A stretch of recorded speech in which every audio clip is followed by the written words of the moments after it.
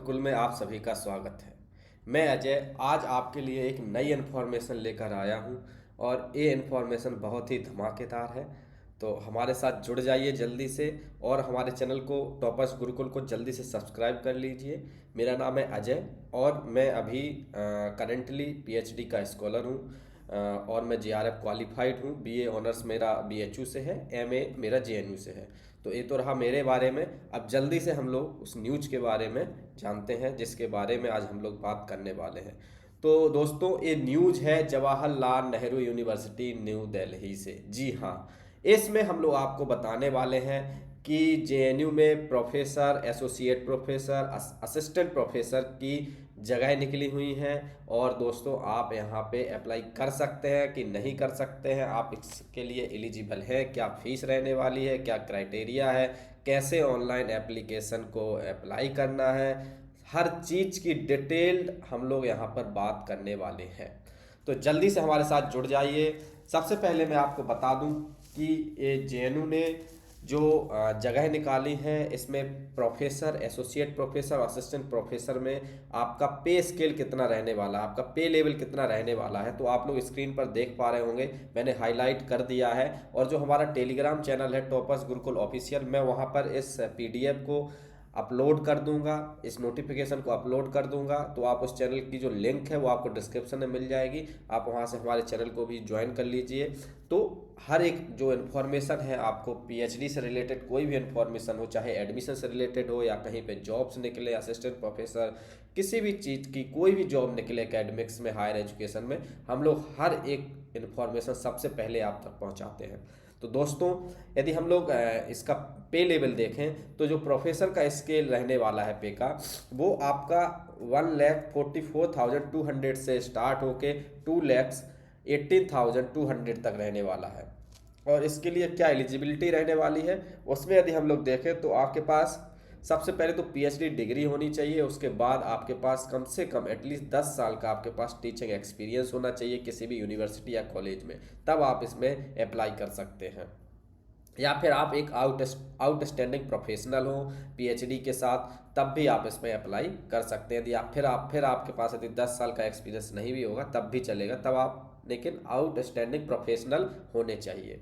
वहीं पे मैं बात करूं एसोसिएट प्रोफेसर की, तो एसोसिएट प्रोफेसर की जो सैलरी रहने वाली है वो 1,31,400 से स्टार्ट होकर 2,17,100 रुपये। ये बहुत ही अच्छा अमाउंट है। और यदि आप इसमें एलिजिबल हैं, आपके पास पीएचडी डिग्री है प्लस आपका जो मास्टर्स ऑफ 55% से ज़्यादा के साथ आपने मास्टर्स किया हुआ है, इसके साथ ही साथ आपके पास यदि 8 साल का एक्सपीरियंस है पढ़ाने का, तो आप इस पोस्ट के लिए बिल्कुल एलिजिबल हैं।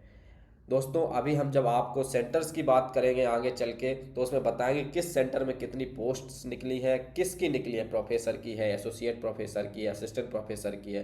तो हम लोग उसकी आगे बात करने वाले हैं। और उसमें और उन्होंने स्पेसिफिकली बताया है कि उन्हें क्या क्या क्वालिफिकेशंस चाहिए और किस एरिया में चाहिए। तो आप इस नोटिफिकेशन को हमारे टेलीग्राम चैनल से ज़रूर उसको डाउनलोड करके ज़रूर पूरा पढ़िएगा, यदि आप लिटरली एक अच्छी जॉब पाना चाहते हैं एक अच्छे पे स्केल के साथ। अब बात करें असिस्टेंट प्रोफेसर की, तो असिस्टेंट प्रोफेसर में उन्होंने आप सैलरी देख पा रहे होंगे 57,700 से स्टार्ट होकर आपकी 1,82,400 तक जा सकती है। इसमें दोस्तों आपके पास मास्टर्स डिग्री पे 55 मार्क्स, इसके अलावा आपके पास या फिर नेट हो, नेट का जो यूजीसी नेट होता है वो आप क्वालिफाई होने चाहिए, या सीएसआईआर का नेट है आपके पास वो भी इसमें चलेगा। इसके अलावा यदि आपके पास पीएचडी डिग्री है तब भी आप इसमें अप्लाई कर सकते हैं। अब दोस्तों असिस्टेंट प्रोफेसर में कई सेंटर्स में पीएचडी डिग्री कंपलसरी है, कई में नहीं है, तो उसकी हम लोग आगे अभी बात करने वाले हैं, तब आपको ये वाला पॉइंट और अच्छे से क्लियर होगा।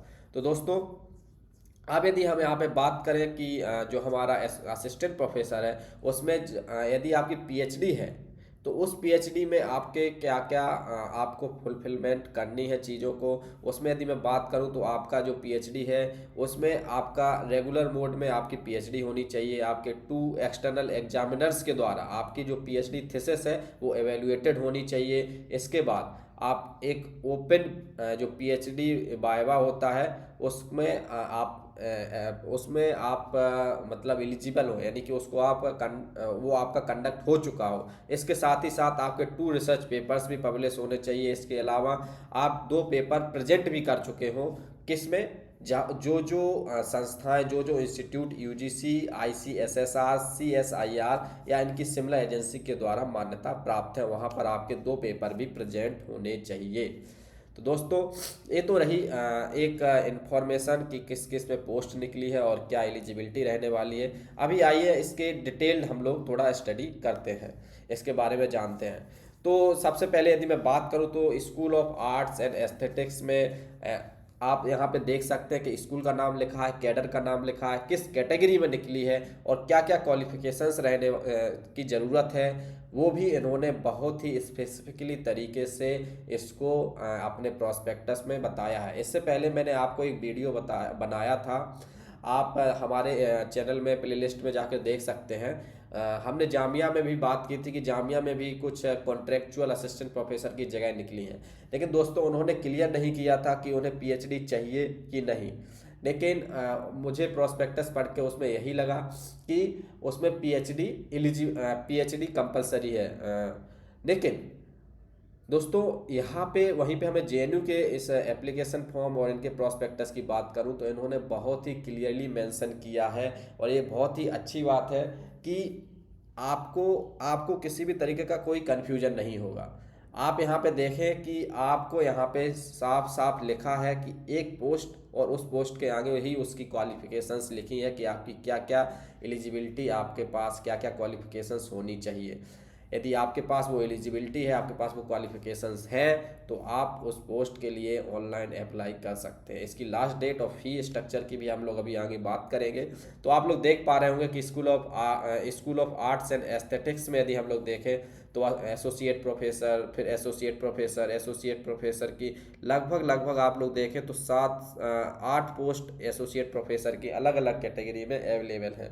तो आप लोग देख सकते हैं यदि आप इसमें अप्लाई करना चाहते हैं। इसके बाद स्कूल ऑफ बायोटेक्नोलॉजी, इसके बारे में भी आप लोग देख सकते हैं। हम लोग बात करेंगे मेनली डिटेल सोशल साइंसेस की। ये आप देख सकते हैं स्कूल ऑफ लैंग्वेज में यदि आप लोग अप्लाई करना चाहते हैं तो आप लोग देख सकते हैं एशियन स्टडीज़ में जगह निकला हुआ है, इंग्लिश स्टडीज़ में भी पोस्ट हैं, जैपनीज स्टडीज़ में भी पोस्ट है। आप हर जगह लगभग हर एक सेंटर में 1 या 2 पोस्ट जरूर निकली है कम से कम। इसके बाद स्कूल ऑफ सोशल साइंसेज में बात करूँ तो सेंटर फॉर हिस्टोरिकल स्टडीज़ की बात करूँ तो यहाँ पे असिस्टेंट प्रोफेसर एसटी कैटेगरी में निकली हुई है, और उन्होंने ये भी लिखा है कि उन्हें किस में आपका मतलब स्पेशलाइजेशन होना चाहिए और क्या आपका एसेंशियल क्वालिफिकेशंस होने चाहिए। तो आप लोग देख पा रहे होंगे स्क्रीन पर बड़े आसानी से कि आप यदि इसमें आपका ये क्वालिफिकेशंस आप फुलफिल करते हैं तो आप यहाँ पे ज़रूर अप्लाई करिए। इसके बाद मैं बात करूँ जैसे अब मैं बात करता हूँ centre for the study of social systems. तो इस यहाँ पे असिस्टेंट प्रोफेसर की एक अनरिजर्व कैटेगरी में सीट है, एक असिस्टेंट प्रोफेसर की सीट एसटी कैटेगरी में है। तो आप लोग देख सकते हैं कि इन्होंने बहुत ही स्पेसिफिकली इसको मेंशन किया है कि इन्हें एमए चाहिए और पीएचडी इन सोशियोलॉजी चाहिए, पीएचडी आपकी होनी चाहिए, राइट। एक अनरिजर्व कैटेगरी में आप लोग देख पा रहे होंगे एसोसिएट प्रोफेसर की भी है, उसमें एमए चाहिए, पीएचडी इन सोशियोलॉजी चाहिए। इसके साथ ही साथ आपका स्पेशलाइजेशन होना चाहिए sociology of religion, family, marriage and kinship में। तो आप इसके लिए, इस पोस्ट के लिए एलिजिबल हैं। दोस्तों लगभग C SSS में आप देखें तो 5 सीट्स निकली हैं, ठीक है। 5 पोस्ट्स में आप लोग स्पेसिफिकली देख सकते हैं कि इन्हें किस में क्या क्वालिफिकेशंस की ज़रूरत है। तो दोस्तों ये तो रही कि किस सेंटर में कौन सी पोस्ट निकली है। आप इसको अप्लाई ऑनलाइन कर सकते हैं, एप्लीकेशन फॉर्म ऑनलाइन अवेलेबल है, अभी जाके आप लोग इसको रजिस्टर कर सकते हैं, ये वेबसाइट अभी चल रही है। दोस्तों ये कुछ जनरल इंस्ट्रक्शंस रहे हैं, आप इनको पढ़ लीजिएगा, कैसे आपको फ़ोटो अपलोड करना है, सर्टिफिकेट्स, कोई भी आपको यदि प्रॉब्लम होती है तो आप कमेंट सेक्शन में मुझे बता दीजिएगा, हम लोग उसके बारे में बात कर लेंगे और उसको सॉल्व आउट कर लेंगे। इसके अलावा रिजर्वेशन रिजर्वेशन का आपका जो सर्टिफिकेट रहने वाला है उसका भी यहाँ पर उन्होंने बहुत अच्छे से जिक्र कर दिया है कि उसका क्या फॉर्मेट रहने वाला है। ऑनलाइन अप्लाई कर सकते हैं आप लोग, और ये 7 जुलाई से चल रहा है और 5 अगस्त 2025 इसका लास्ट डेट है। तो दोस्तों, और उसमें भी 5 अगस्त को आप शाम को 5 बजे तक ही अप्लाई कर सकते हैं। तो यदि आप 5 अगस्त के लिए बैठे रहेंगे तो ये मत सोचना कि 12 बजे तक कर सकते हैं, क्योंकि मोस्टली केसेस में ये होता है कि हम लोग 12 बजे तक के लिए बैठे रहते हैं कि 12 बजे तक वेबसाइट चलेगी। दोस्तों 12 बजे तक नहीं चलेगी वेबसाइट, 5 बजे तक चलेगी। मैं तो ये कहूँगा कि आपको 5 तारीख तक क्यों ही बैठना है, आप पहले ही इसको अप्लाई कर लीजिए। इसके साथ ही साथ दोस्तों, यदि हम फ़ी की बात करें तो इसकी फ़ी रहने वाली है अच्छी खासी 2000 रुपीज़। आपको 2000 रुपये पेमेंट करनी होगी, नॉन रिफंडेबल है जो कि। लेकिन एक अच्छी बात यह है कि ये सिर्फ जनरल कैटेगरी, ओबीसी और ईडब्ल्यूएस कैटेगरी को ही पे करना है। इसके अलावा एससी, एसटी, पीडब्ल्यूडी और वुमेन कैंडिडेट जो हैं, जो जो वुमेन इसमें अप्लाई करना चाहती हैं, यानी कि जो गर्ल स्टूडेंट्स हैं, वो फ्री ऑफ कॉस्ट इसको अप्लाई कर सकती हैं। ये बहुत ही अच्छी बात है। तो दोस्तों ये रहा, मैंने आपको जेएनयू के इस जो विज्ञप्ति आई है उसके बारे में आपको बताया कि यहाँ पे आप लोग अप्लाई, यदि आप लोग अपने हिसाब से देख लीजिए, यदि आप एलिजिबल हैं तो आप यहाँ पे अप्लाई ज़रूर करिएगा। तो दोस्तों एंड तक इस वीडियो को देखने के लिए आप सभी का बहुत बहुत धन्यवाद। आई होप कि आपको ये वीडियो पसंद आया होगा। यदि पसंद आया है तो इसको लाइक ज़रूर कीजिए और हमारे चैनल को सब्सक्राइब कर लीजिए। और आपके जो भी दोस्त यदि इन पोस्ट्स के लिए, यदि जॉब के लिए सीख कर रहे हैं, उन्हें इसकी ज़रूरत है, तो आप उनके साथ ज़रूर शेयर करिए। उन्हें यदि इन्फॉर्मेशन नहीं होगी तो उन्हें इन्फॉर्मेशन हो जाएगी डिटेल। इसके अलावा यदि आप और किसी प्रॉब्लम से रिलेटेड, किसी भी चीज़ से रिलेटेड हायर एजुकेशन में यदि आप कोई भी वीडियो चाहते हैं, डिटेल्ड वीडियो चाहते हैं, तो आप हमें कमेंट सेक्शन में बताइए, हम ज़रूर उस पर वीडियो बनाएंगे। इसके बाद दोस्तों धन्यवाद, मिलते हैं आपको एक नेक्स्ट वीडियो में। चैनल को सब्सक्राइब कर लीजिए और हमारे Telegram channel toppers Gurukul official को ज़रूर ज्वाइन कर लीजिएगा। धन्यवाद।